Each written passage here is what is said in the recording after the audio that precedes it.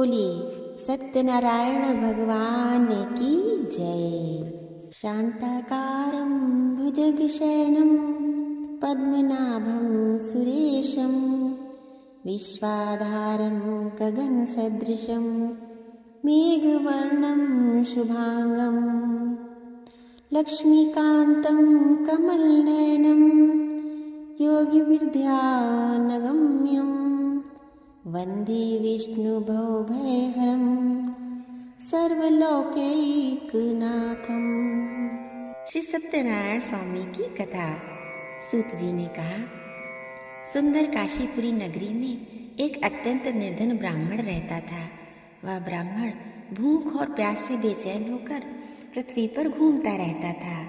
ब्राह्मणों से प्रेम करने वाले श्री विष्णु भगवान ने ब्राह्मण को देखकर एक दिन बूढ़े ब्राह्मण का रूप धारण कर निर्धन ब्राह्मण के पास जाकर आदर के साथ पूछा, हे विप्र, तुम नित्य ही दुखी होकर पृथ्वी पर क्यों घूमते हो?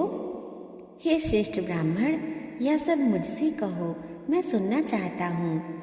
दरिद्र ब्राह्मण ने कहा, मैं निर्धन ब्राह्मण हूँ, भिक्षा के लिए पृथ्वी पर फिरता हूँ। हे भगवान, यदि आप इससे छुटकारा पाने का कोई उपाय जानते हो तो कृपा कर मुझे बताएं। वृद्ध ब्राह्मण का रूप धारण किए श्री विष्णु भगवान ने कहा, हे ब्राह्मण, श्री सत्यनारायण भगवान मनवांछित फल देने वाले हैं, इसलिए तुम उनका पूजन करो। इससे मनुष्य सब दुखों से मुक्त हो जाता है। दरिद्र ब्राह्मण को व्रत का सारा विधान बताकर बूढ़े ब्राह्मण का रूप धारण करने वाले श्री सत्यनारायण भगवान विष्णु अंतर्ध्यान हो गए। जिस व्रत को वृद्ध ब्राह्मण ने बताया है, मैं उसको अवश्य करूंगा। यह निश्चय कर वह दरिद्र ब्राह्मण घर चला गया, परंतु उस रात्रि उस दरिद्र ब्राह्मण को नींद नहीं आई। अगले दिन वह जल्दी उठा और श्री सत्यनारायण भगवान का व्रत करने का निश्चय कर भिक्षा मांगने के लिए चल दिया। उस दिन उसको भिक्षा में बहुत धन मिला, जिससे उसने पूजा का सामान खरीदा और घर आकर अपने बंधु बांधवों के साथ भगवान श्री सत्यनारायण का व्रत किया। इसके करने से वह दरिद्र ब्राह्मण सब दुखों से छूटकर अनेक प्रकार की संपत्तियों से युक्त हो गया। तभी से वह विप्र हर मास व्रत करने लगा। इसी प्रकार सत्यनारायण भगवान के व्रत को जो शास्त्र विधि के अनुसार करेगा, वह सब पापों से छूटकर मोक्ष को प्राप्त होगा। एक समय वह ब्राह्मण धन और ऐश्वर्य के अनुसार बंधु बांधवों के साथ अपने घर पर व्रत कर रहा था। उसी समय एक लकड़ी बेचने वाला बूढ़ा व्यक्ति वहां आया। उसने सिर पर रखा लकड़ियों का गट्ठर बाहर रख दिया और विप्र के मकान में चला गया। प्यास से व्याकुल लकड़हारे ने विप्र को व्रत करते देखा। वह प्यास को भूल गया। उसने विप्र को नमस्कार किया और पूछा, हे विप्र, आप यह किसका पूजन कर रहे हैं? इस व्रत से आपको क्या फल मिलता है? कृपा करके मुझे बताएं। ब्राह्मण ने कहा, सब मनोकामनाओं को पूरा करने वाला यह श्री सत्यनारायण भगवान का व्रत है। इनकी ही कृपा से मेरे यहाँ धन धान्य आदि की वृद्धि हुई है। विप्र से इस व्रत के बारे में जानकर वह लकड़हारा बहुत प्रसन्न हुआ। भगवान का चरणामृत ले और भोजन करने के पश्चात वह अपने घर चला गया। अगले दिन लकड़हारे ने अपने मन में संकल्प किया, आज ग्राम में लकड़ी बेचने से जो धन मिलेगा उसी से भगवान सत्यनारायण का उत्तम व्रत करूंगा। मन में ऐसा विचार कर वह लकड़हारा लकड़ियों का गट्ठर अपने सिर पर रखकर जिस नगर में धनवान लोग रहते थे वहां गया। उस दिन उसे उन लकड़ियों के चौगुने दाम मिले। वह लकड़हारा अति प्रसन्न होकर पके केले, शक्कर, शहद, घी, दुग्ध, दही और गेहूं का चूर्ण इत्यादि श्री सत्यनारायण भगवान के व्रत की सभी सामग्री लेकर अपने घर आ गया। फिर उसने अपने बंधु बांधवों को बुलाकर विधि विधान के साथ भगवान का पूजन व्रत किया। उस व्रत के प्रभाव से वह बूढ़ा लकड़हारा धन पुत्र आदि से युक्त हुआ और संसार के समस्त सुख भोग कर वैकुंठ को चला गया। श्री सूत जी ने कहा, हे श्रेष्ठ मुनियों, अब एक और कथा कहता हूँ। पूर्व काल में उल्कामुख नाम का एक बुद्धिमान राजा था। वह सत्यवक्ता और जितेंद्रिय था। प्रतिदिन देव स्थानों पर जाता, गरीबों को धन देकर उनके कष्ट दूर करता था। उसकी पत्नी सुंदर और सती साध्वी थी। भद्रशीला नदी के तट पर उन दोनों पति पत्नी ने श्री सत्यनारायण भगवान का व्रत किया। उस समय वहां साधु नामक एक वैश्य आया। उसके पास व्यापार के लिए बहुत सा धन था। राजा को व्रत करते देख उसने विनय के साथ पूछा, हे राजन, भक्त युक्त चित्त से आप यह क्या कर रहे हैं? मेरी सुनने की इच्छा है, कृपया आप मुझे भी बताइए। महाराज उल्कामुख ने कहा, हे साधु वैश्य, मैं अपने बंधु बांधवों के साथ पुत्रादि की प्राप्ति के लिए महाशक्तिमान सत्यनारायण भगवान का व्रत व पूजन कर रहा हूँ। राजा के वचन सुनकर साधु नामक वैश्य ने आदर से कहा, हे राजन, मुझे भी इसका सब विधि विधान बताइए। मैं भी आपके कथानुसार इस व्रत को करूँगा। मेरे यहाँ भी कोई संतान नहीं है। मुझे विश्वास है कि इससे निश्चय ही मेरे यहाँ भी संतान होगी। राजा से सब विधान सुन व्यापार से निवृत्त हो वह वैश्य खुशी खुशी अपने घर आया। वैश्य ने अपनी पत्नी लीलावती से संतान देने वाले उस व्रत का समाचार सुनाया और प्रण किया कि जब हमारे यहाँ संतान होगी तब मैं इस व्रत को करूँगा। एक दिन उसकी पत्नी लीलावती सांसारिक धर्म में प्रवृत्त होकर गर्भवती हो गई। 10वें महीने लीलावती ने एक सुंदर कन्या को जन्म दिया। कन्या का नाम कलावती रखा गया। इसके बाद लीलावती ने अपने पति को स्मरण दिलाया, आपने भगवान का व्रत करने का संकल्प लिया था, अब आप उसे पूरा कीजिए। साधु वैश्य ने कहा, हे प्रिया, मैं कन्या के विवाह पर इस व्रत को करूँगा। इस प्रकार अपनी पत्नी को आश्वासन दे वह व्यापार करने चला गया। काफी दिनों पश्चात वह लौटा तो उसने नगर में सखियों के साथ अपनी पुत्री को खेलते देखा। वैश्य ने तत्काल एक दूत को बुलाकर कहा, मेरी पुत्री के लिए कोई सुयोग्य वर की तलाश करो। साधु वैश्य की आज्ञा पाकर दूत कंचन नगर पहुंचा और लड़की के लिए एक सुयोग्य वाणिक पुत्र ले आया। वाणिक पुत्र को देखकर साधु नामक वैश्य ने अपने बंधु बांधवों सहित प्रसन्न चित्त होकर अपनी पुत्री कलावती का विवाह उसके साथ कर दिया। वैश्य विवाह के समय भी सत्यनारायण भगवान का व्रत करना भूल गया। इस पर श्री सत्यनारायण भगवान क्रोधित हो गए। उन्होंने वैश्य को श्राप दिया, तुम्हें दारुण दुख प्राप्त होगा। अपने कार्य में कुशल साधु नामक वैश्य अपने जामाता सहित नावों को लेकर व्यापार करने के लिए समुद्र के समीप स्थित रत्नासारपुर नगर में गया। दोनों ससुर जमाई चंद्रकेतु राजा के नगर में व्यापार करने लगे। एक दिन भगवान सत्यनारायण की माया से प्रेरित एक चोर राजा का धन चुरा कर भागा जा रहा था। राजा के दूतों को अपने पीछे आते देखकर चोर ने घबरा कर राजा के धन को उसी नाव में चुपचाप रख दिया जहाँ वे ससुर जमाई ठहरे थे। ऐसा करने के बाद वह भाग गया। जब दूतों ने उस साधु वैश्य के पास राजा के धन को देखा तो ससुर जामाता दोनों को बांधकर ले गए और राजा के समीप जाकर बोले, हम ये दो चोर पकड़ कर लाए हैं, कृपया बताएं कि इन्हें क्या सजा दी जाए।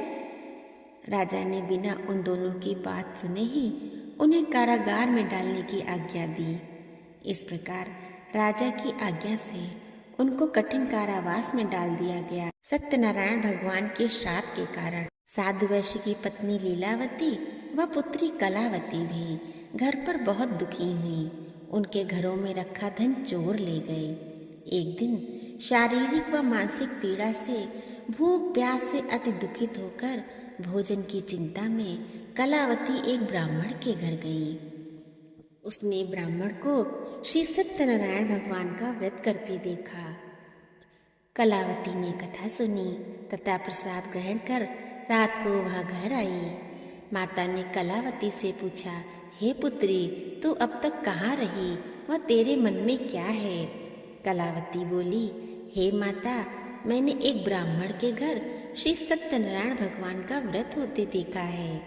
कलावती के वचन सुनकर लीलावती ने सत्यनारायण भगवान के पूजन की तैयारी कर ली।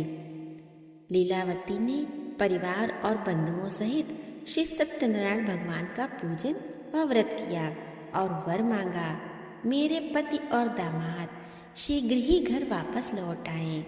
साथ ही भगवान से प्रार्थना की, हम सबका अपराध क्षमा करो। सत्यनारायण भगवान इस व्रत से संतुष्ट हो गए।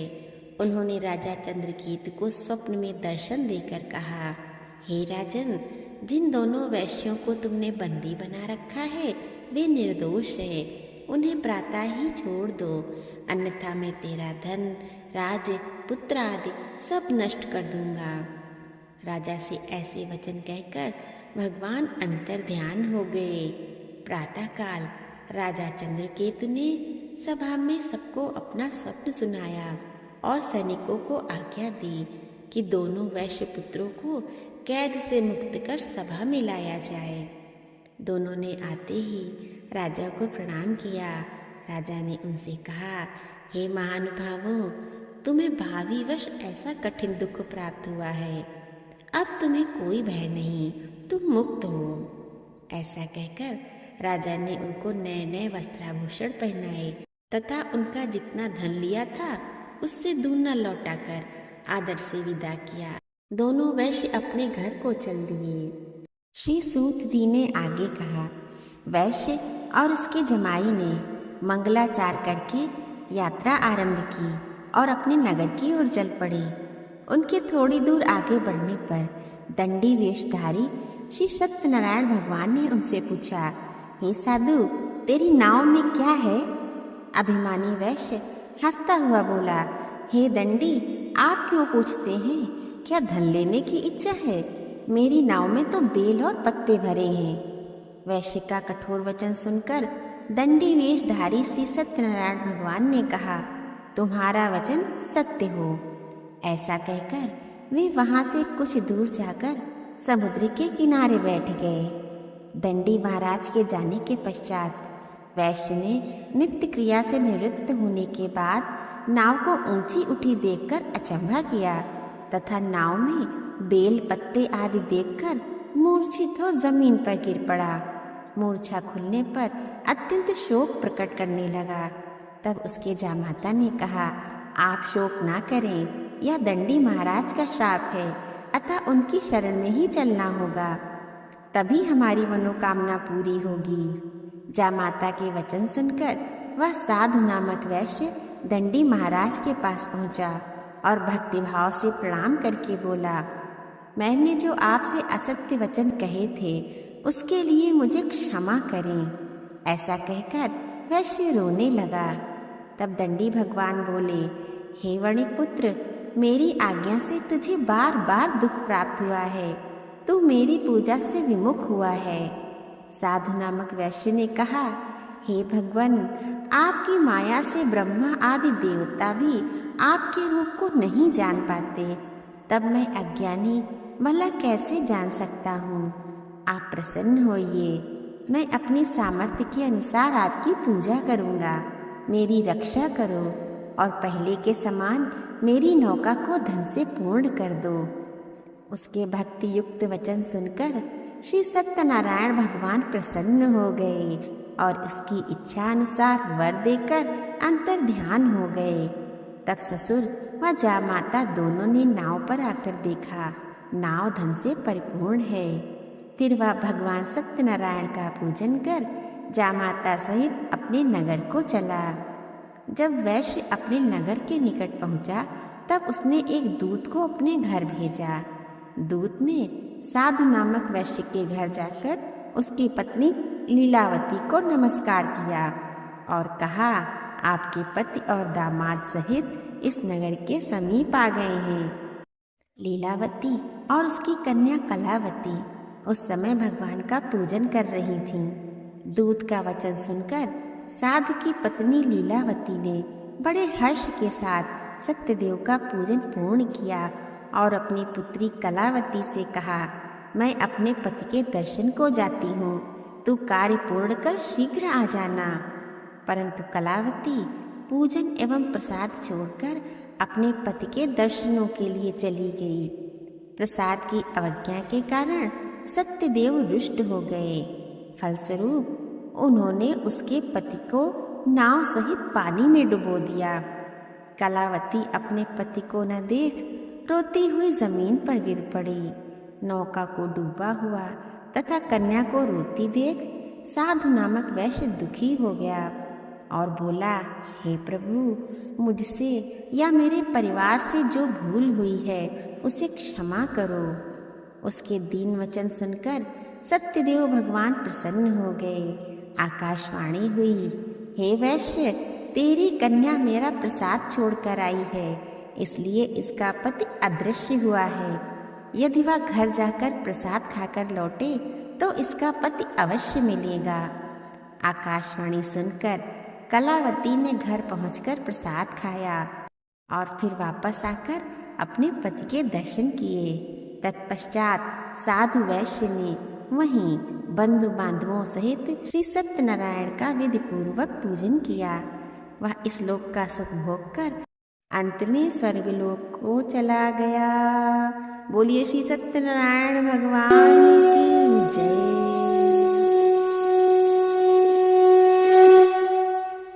श्री सूत जी ने आगे कहा, हे ऋषियों, मैं एक और भी कथा कहता हूँ, उसे भी सुनो। प्रजापालन में लीन तुंगध्वज नाम का एक राजा था। उसने भगवान सत्यनारायण का प्रसाद त्याग कर बहुत दुख पाया। एक समय राजा वन में वन्य पशुओं को मारकर बड़ के वृक्ष के नीचे आया। वहां उसने ग्वालों को भक्ति भाव से बंधु बांधवों सहित श्री सत्यनारायण का पूजन करते देखा। परंतु राजा देख कर भी अभिमानवश ना तो वहां गया और ना ही सत्यदेव भगवान को नमस्कार ही किया। जब ग्वालों ने भगवान का प्रसाद उनके सामने रखा तो वह प्रसाद त्याग कर अपने नगर को चला गया। नगर में पहुंचकर उसने देखा कि उसका सब कुछ नष्ट हो गया है। राजा समझ गया यह सब भगवान सत्यदेव ने ही किया है। तब वह उसी स्थान पर वापस आया और ग्वालों के समीप गया।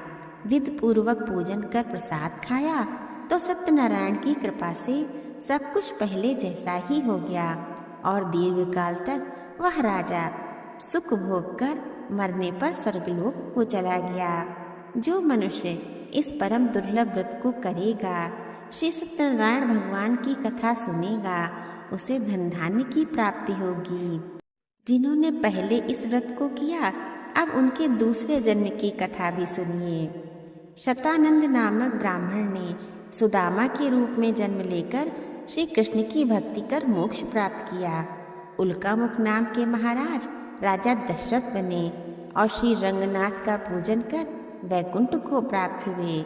साधु नामक वैश्य ने धर्मात्मा व सत्य प्रतिज्ञ राजा मोरध्वज बनकर अपनी देह को आरे से चीरकर दान करके मोक्ष को प्राप्त किया। महाराजा तुंगध्वज स्वयंभू मन हुए। उन्होंने बहुत से लोगों को भगवान की भक्ति में लीन कर मोक्ष प्राप्त किया। लकड़हारा भील अगले जन्म में गुह नामक निषाद राजा हुआ, जिसने भगवान राम के चरणों की सेवा कर मोक्ष प्राप्त किया। बोलिए श्री सत्यनारायण भगवान